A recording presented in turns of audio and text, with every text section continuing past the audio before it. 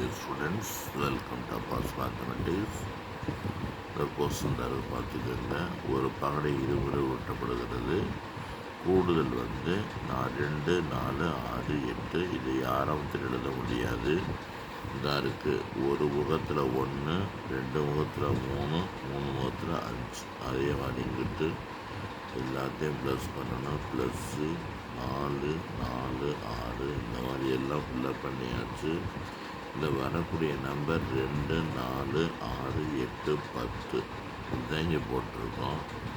இதில் நிறுத்த குறுகி பரவலில் 2, 4, 6, 8, 10ல் 2 எத்தனை வந்திருக்கு, 4 எத்தனை வந்திருக்கு, 6 எத்தனை கண்டுபிடிச்சி எழுதணும். மொத்தம் 36.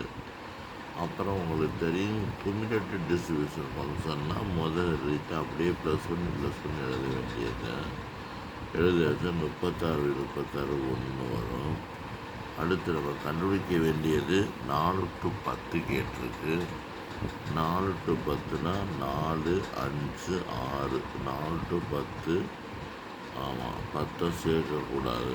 அப்போ அதுக்குள்ளே ஆன்சர் 4/36. 10/36 அவ்வளோதான். அதுக்கடுத்து 4 to 8 கொடுத்துருச்சு.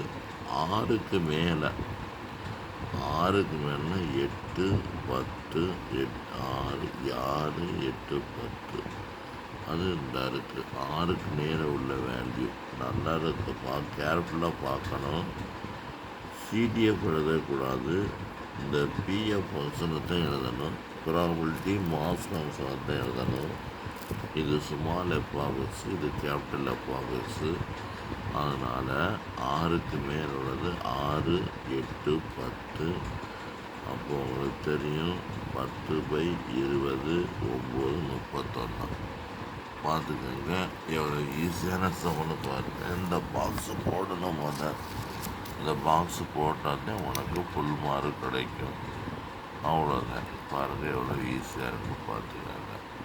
பாய் ஸ்டூடெண்ட்ஸ், பயன்படுத்திக்கங்க, மார்க் எடுத்துக்கோங்க. பாய்.